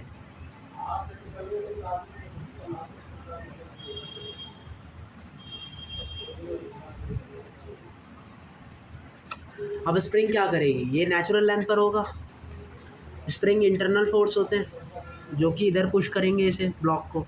इंटरनल फोर्स की वजह से होता है, कोई एक्सटर्नल फोर्स नहीं होता। बहुत डिटेल्ड डिस्कशन किया है इसके। 2 ब्लॉक कनेक्टेड है आइडियल स्प्रिंग से, मतलब मासलेस है। System is kept on a smooth horizontal surface. ये कौन सी सरफेस है? स्मूथ है, कोई फ्रिक्शन नहीं है। मतलब यहाँ पर एफ एक्सटर्नल क्या होगा? इन एक्स डायरेक्शन 0 होगा। ये सब आप कहानी आप यहाँ पे कर सकते हो। तो मतलब आप यहाँ पे क्या कर कंजर्व कर सकते हो? मोमेंटम कंजर्व कर सकते हो इन एक्स डायरेक्शन में। और यहाँ पर एफ एक्सटर्नल 0 है एक्स में, तो इसका मतलब नॉन कंजर्वेटिव के द्वारा किया गया फोर्स भी क्या है? 0 है। क्यों? क्योंकि नॉर्मल ऊपर लगेगा, एम का डिस्प्लेसमेंट इधर है, परपेंडिकुलर है, तो इसका मतलब वर्क डन बाय नॉर्मल क्या हो जाएगा? 0। तो इसका मतलब नॉन कंजर्वेटिव फोर्स के द्वारा किया गया वर्क डन क्या आ जाएगा? 0। तो इसलिए यहाँ पर आप क्या भी कंजर्व कर सकते हो? Mechanical energy conservation, K1 + U1 बराबर K2 + U2। ठीक है, बिल्कुल सही।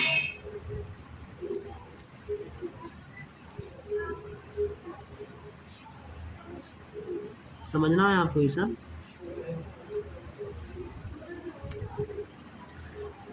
और तीसरी चीज़ आप क्या दे सकते हो?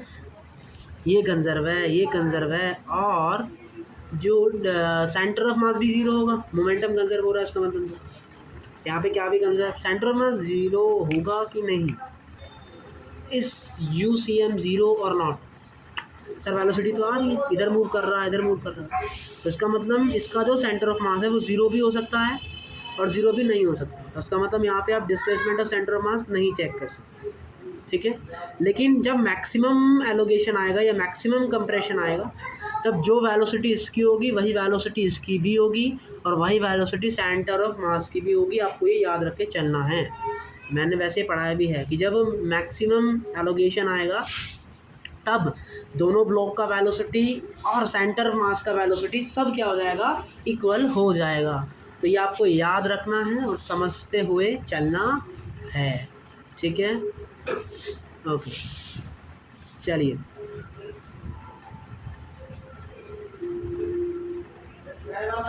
और अब टी का वैल्यू क्या होता है स्प्रिंग में, आप ये याद रख सकते हो, वैसे ऑक्सीलेशन में पढ़ाएंगे। 2π√K/m होता है, सॉरी μ/K होता है, 2π√μ/K। म्यू क्या होता है, कांस्टेंट है जो कि इससे आता है m1 m2 upon m1 plus m2। ये दो चीज़ और याद कर सकते हो स्प्रिंग में। और क्या याद रखेंगे कि स्प्रिंग में जो टाइम इंटरवल होता है वो 0 से T/4 का होता है। कैसे, पहले स्प्रिंग यहाँ थी, फिर स्प्रिंग यहाँ पहुँच गई, ये इसका मैक्सिमम एलोगेशन है, फिर से नेचुरल लेंथ पर आ गई और फिर मैक्सिमम कंप्रेस हो गई। तो मैक्सिमम नेचुरल लेंथ से मैक्सिमम एलोगेशन के बीच का समय कितना होता है, T/4। मैक्सिमम एलोगेशन से कंप्रेशन का समय कितना होता है, T/4। नेचुरल लेंथ से कंप्रेशन का समय कितना होता है, T/4। तो ये आपको याद रख के चलना है। और मैक्सिमम एलोगेशन और कंप्रेशन के वक्त उसका जो वेलोसिटी होता है सबका वेलोसिटी सेम आता है, चाहे वो सेंटर ऑफ मास का वेलोसिटी हो, चाहे वो पहले ब्लॉक का वेलोसिटी हो, चाहे वो दूसरे ब्लॉक का वेलोसिटी हो। इससे ज़्यादा इसमें कुछ नहीं जानना। अब हम क्वेश्चन करते हैं और अपने कंसेप्ट को थोड़ा सा और मजबूत कर लेते हैं। चलिए बेटा करते हैं क्वेश्चन। तो क्वेश्चन है आपके पास 2 ब्लॉक, देखिए 2 आइडल स्प्रिंग है, सॉरी 2 ब्लॉक है, इसका मास 10 kg, इसका मास 15 kg। स्प्रिंग ये आगे मूव कर रहा है 20 मीटर पर सेकंड की स्पीड से। क्वेश्चन क्या कह रहा है, नेचुरल लेंथ वगैरह कुछ दिया है क्या, जो के का वैल्यू दिया है 600 न्यूटन पर मीटर। यूनिट से कोई मतलब नहीं है, तो मतलब है यार, यहाँ नहीं है, ठीक है। इम्पल्स इम्पार्टेड 20 मीटर पर second velocity to 15 kg block. Impulse impart होता है, झटका लगता है, तो V सेंटर ऑफ मास निकालना है, मैक्सिमम कंप्रेशन, मैक्सिमम एलोगेशन और maximum and minimum speed of each block. तो velocity of centre of mass मतलब आप एलोगेशन की बात कर रहे हो या कंप्रेशन की बात कर रहे हो, तो मोमेंटम तो कंजर्व कर सकते हैं एक्स में। तो वेलोसिटी ऑफ सेंटर ऑफ मास क्या आएगी, अच्छा इस डायरेक्शन में, अभी तो इसके लिए पूछा है, तो इसका तो 15 × 20 प्लस में इसका 0 डिवाइड टोटल मास, तो 15 दूनी 30, 300, 25 सेकंड, 25 दूनी 50, तो कितना आ गया 12 मीटर पर सेकंड। सेंटर ऑफ मास की वेलोसिटी कितनी आ जाएगी, 12 मीटर पर सेकंड आ जाएगी, ठीक है। अब दूसरा उसने क्या पूछा है, चलिए तो हमने V सेंटर ऑफ मास की वेलोसिटी निकाल ली। अब क्वेश्चन ने बोला है कि आपको मैक्सिमम एलोगेशन कितना होगा वो बताना है। उससे पहले समझिए एलोगेशन आता कब है।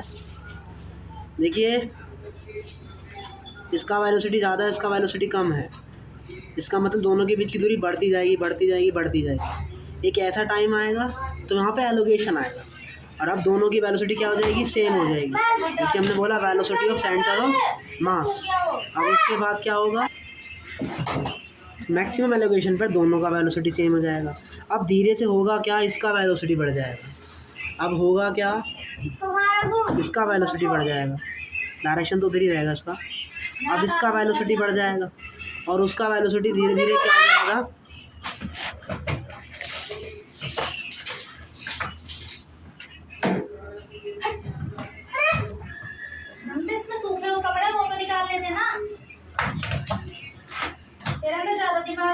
तो यहाँ पे 12 माइनस एच हो जाएगा, मतलब उसकी स्पीड में से इधर कुछ बढ़ जाएगी और इधर कुछ घट जाएगी। तो अब क्या होगा, इनकी जो डिस्टेंस है वो थोड़ा थोड़ा डिस्टेंस कम होना शुरू होगा, मतलब अब एलोगेशन डिक्रीज हो जाएगा। और अब धीरे धीरे धीरे धीरे एक ऐसा समय आएगा कि मैक्सिमम कंप्रेस हो जाएगा और तब हम उसे कहेंगे कि कंप्रेशन आ गया है।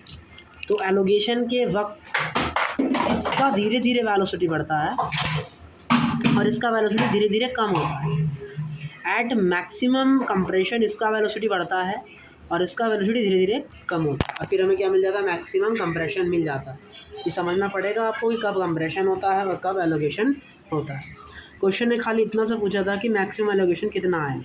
देखिए जब मैक्सिमम एलोगेशन आएगा तो दोनों का वेलोसिटी क्या हो जाएगा, सेम हो जाएगा, जस्ट लाइक सेंटर ऑफ मास की वेलोसिटी।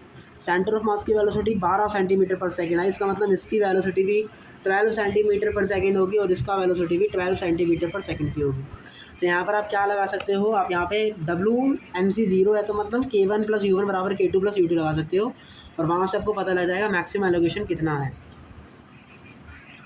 तो इनिशियल तो दोनों का वेलोसिटी निकाल लेंगे, फाइनल में कितना आया है, हाफ m। मास दोनों का, एक का 10 है एक का 15 है, वेलोसिटी सेम है 15 × 12 का स्क्वायर, ठीक है। और स्प्रिंग तो मासलेस, इसको तो लिखेंगे नहीं। और अब स्प्रिंग में एलोगेशन आया है तो स्प्रिंग के पास क्या आ जाएगी, स्प्रिंग पोटेंशियल जिसको बोलते हैं हाफ kx², क्योंकि बराबर होगा K1। स्टार्टिंग में तो अब 10 kg वाला ब्लॉक 0 था, लेकिन 15 kg वाले ब्लॉक पर 20 मीटर पर सेकंड की क्या थी, वेलोसिटी थी।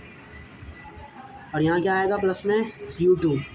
तो यहाँ स्प्रिंग तो नेचुरल लेंथ पर है, मतलब इसका जो स्प्रिंग का जो भी क्या बोलते हैं पोटेंशियल एनर्जी होगा वो 0 हो जाएगा।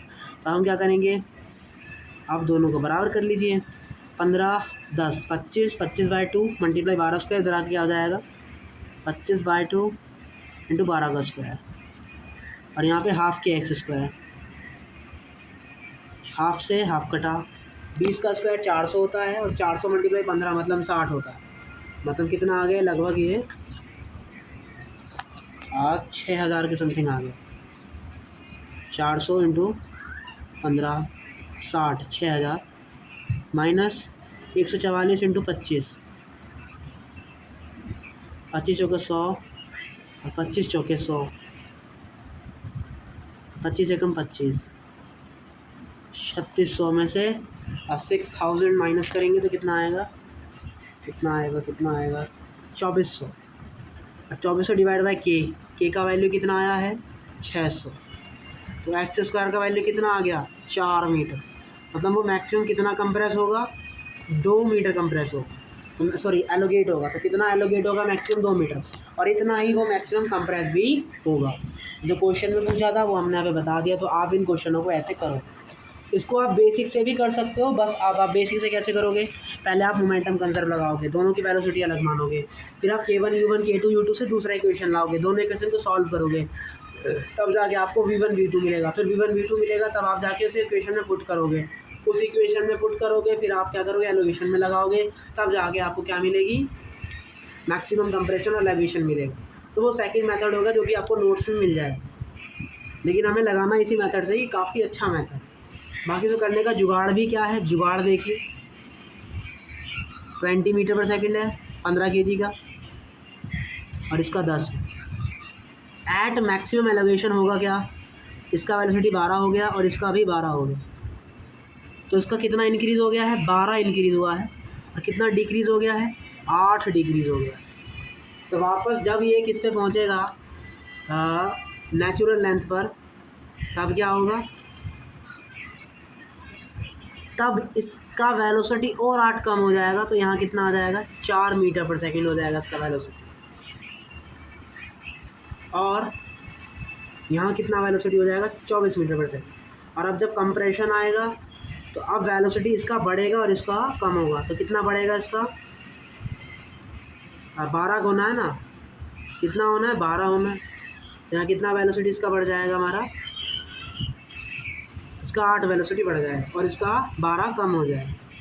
तो ये कहानी आपको इसमें देखने को मिलती है। आई होप आपको ये समझ में आया होगा।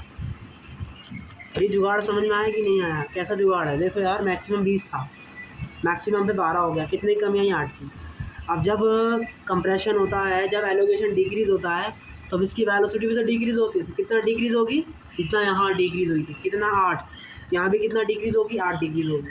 और फिर यहाँ भी कितना डिक्रीज़ होगी? 8। तो कितना बन जाएगी? यहाँ 12 बन जाएगी। और होती भी कितनी है? 12 होती है। और यहाँ देखिए, यहाँ कितना इंक्रीज़ हुई है? 12। यहाँ भी कितना इंक्रीज़ होगी? 12, 24। और अब यहाँ हो जाएगी 12, घट जाएगी। यहाँ कितना हो जाएगा? 12 हो जाएगा, क्योंकि मैक्सिमम कंप्रेशन पर और मैक्सिमम एलोगेशन पर दोनों का वेलोसिटी सेम आता है। और ये आपने इस स्टेज का भी क्या निकाल लिया? वेलोसिटी निकाल लिया। आप बेसिक से करेंगे तो भी आपका यही आंसर आएगा। तो इस तरीके से आपने समझा कि मैक्सिमम एलोगेशन कैसे कैलकुलेट करना है, किसी भी पर्टिकुलर टाइम पे वेलोसिटी कैसे निकालनी है, और ये सारी कहानी आपने यहाँ पे समझी और चीज़ों को समझने का प्रयास किया। ये तीसरा क्वेश्चन है, maximum speed and minimum speed of each block. अच्छा, मैक्सिमम स्पीड और मिनिमम स्पीड ऑफ ब्लॉक, तो वो तो अपनी आ गई। मैक्सिमम कितनी आई थी? 24 मीटर पर सेकंड। और मिनिमम कितनी आई थी? 4 मीटर पर सेकंड। 15 kg वाले की मिनिमम कितनी है? 4। और 10 kg वाले की मैक्सिमम कितनी है? 24 मीटर पर सेकंड। तो अपना यहाँ पे आंसर हो जाएगा। बाकी इसको करेंगे कैसे? बेसिक से। हर बार जुगाड़ लगे ना लगे कुछ नहीं कह सकते, बेसिक से कैसे करेंगे ऐसे। इनिशियल ये कहानी होगी।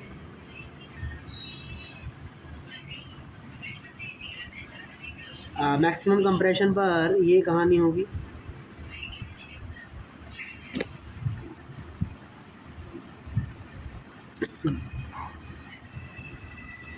दोनों का वेलोसिटी सेम हो जाएगा ना, 12 12।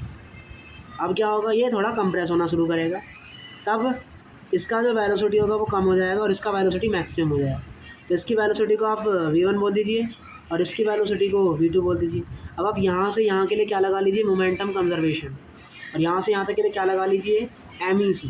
तो लगाइए मोमेंटम कंजर्वेशन। इनिशियल 10 kg वाला 0 और उसका 15 × 20 बराबर 50 × v1 प्लस 10 × v2। ये आ गया। तो यहाँ से v1 v2 में रिलेशन आ जाएगा।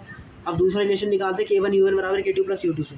इनिशियल काइनेटिक एनर्जी 10 kg वाले की 0 है, लेकिन 15 kg वाले की कितनी है? ये।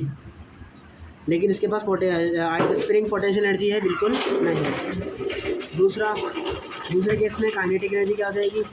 हाफ mv2 स्क्वायर और हाफ mv1 स्क्वायर प्लस, अब स्प्रिंग के पास क्या आ जाएगी? नहीं, यहाँ क्या हो रहा है? कंप्रेशन हो रहा है। यहाँ था मैक्सिमम, यहाँ तो नेचुरल लेंथ पर आ गया ना, तो यहाँ भी इसके पास कोई भी पोटेंशियल एनर्जी नहीं होगी। 2 से 2 कटा। यहाँ क्या आ गया? 50 × 20 का स्क्वायर बराबर 10 v2 का स्क्वायर प्लस 15 v1। तो यहाँ से अपनी ये कहानी आ गई है। अब आप क्या करेंगे? इन दोनों इक्वेशन को सॉल्व करेंगे। यहाँ से आपको मैक्सिमम वेलोसिटी कितनी मिल जाएगी? 24। और मिनिमम वेलोसिटी कितनी मिल जाएगी? 4 मीटर पर सेकेंड। तो आप इसको ऐसे भी कर सकते हो और जुगाड़ लगा के भी इसको हम करा जा सकता है। तो आई होप आपको ये समझ में आया होगा। एक क्वेश्चन और इसके नीचे आपको होमवर्क में मिल जाएगा, जाना है और उस क्वेश्चन को करके लेके आना है। अब हम आगे बढ़ते हैं और अपने नेक्स्ट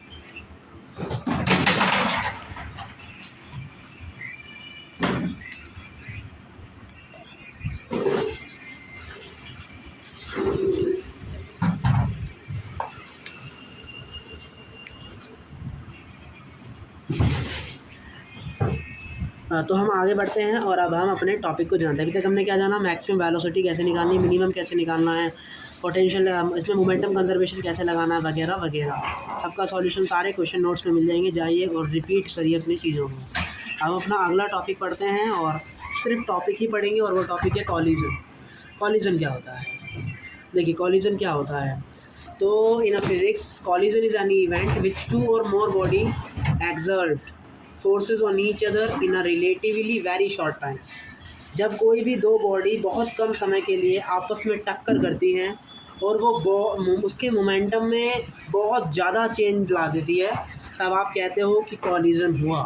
जैसे दो गाड़ी का टक्कर हुआ या बॉल बैट्समैन के बल्ले से बॉल का हिट होना, ये सब हमारा क्या है? कॉलिजन ही है। इम्पल्स क्या होता है? इम्पल्स होता है चेंज इन मोमेंटम। अगर आपका टाइम ज़्यादा होगा तो जो इम्पल्स होगा वो हाई फोर्स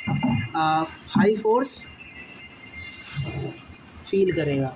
लेकिन अगर बहुत ज़्यादा समय के लिए लगेगा तो फोर्स निश्चित हो जाएगा, अब फोर्स ज़्यादा नहीं लगेगा। तो इसलिए जो कॉलिजन होता है वो शॉर्ट टाइम इवेंट होता है कि वो वहीं पर हाई इम्पल्स क्या करता है, मतलब उसका जो फोर्स होता है वो हाईली होता है, वो ज़्यादा फोर्स महसूस करता है। तो यहीं पर हम समझते हैं पहले इम्पल्सिव फोर्स क्या होता है और नॉन इम्पल्सिव फोर्स क्या होता है। इम्पल्सिव फोर्स वो फोर्सेस होते हैं जो कि बहुत कम समय में अच्छा खासा मोमेंटम ला देते हैं, बहुत ज़्यादा मोमेंटम में सिग्निफिकेंटली चेंज कर देते हैं मोमेंटम में इन अ वेरी शॉर्ट टाइम, वो आपके इम्पल्सिव फोर्स होते हैं। जैसे नॉर्मल हो गया, कॉमन नॉर्मल, जैसे दो गाड़ी टकरा रही है तो नॉर्मल उनका कॉमन है, तो नॉर्मल की वजह से कितना ज़्यादा हमें गाड़ी में कॉलिजन होता हुआ नज़र आता है, कितना ज़्यादा गाड़ी का मोमेंटम शिफ्ट होता हुआ आपको नज़र आता है। इसका मतलब जो नॉर्मल है वो आपका इम्पल्सिव फोर्स है। और नॉन इम्पल्सिव फोर्स क्या होते हैं, जो कि अच्छा खासा मोमेंटम में चेंज नहीं लाते हैं, वो नॉन इम्पल्सिव फोर्स में आते हैं। इम्पल्स अलग है और इम्पल्सिव फोर्स दोनों ही अलग है। इम्पल्सिव फोर्स में क्या क्या आता है, नॉर्मल आता है, टेंशन आता है और फ्रिक्शन आता है। और नॉन इम्पल्सिव में क्या क्या आता है आपका, mg आता है और स्प्रिंग फोर्स आता है। तो ये सब हमारे इम्पल्सिव में आते हैं और कोई हमारे नॉन इम्पल्सिव में आता है। Collision is a very short time event, so in a collision momentum is conserved in presence of non-impulsive force but can't conserve momentum in presence of impulsive force। अगर आपका नॉन इम्पल्सिव फोर्स होगा तब आप वहाँ पे क्या conserve कर सकते हो, मोमेंटम कंजर्व कर सकते हो। लेकिन अगर आपके द्वारा लगाया गया फोर्स इम्पल्सिव है तब आप वहाँ पे मोमेंटम कंजर्व नहीं कर सकते। अपनी क्लास को यहीं रखते हैं, कल हम इम्पल्सिव नॉन इम्पल्सिव के बारे में और कुछ जानेंगे और अपने इस चैप्टर को कल फिनिश कर देंगे। मिलते हैं कल, तब तक के टाटा बाय बाय, जय हिंद।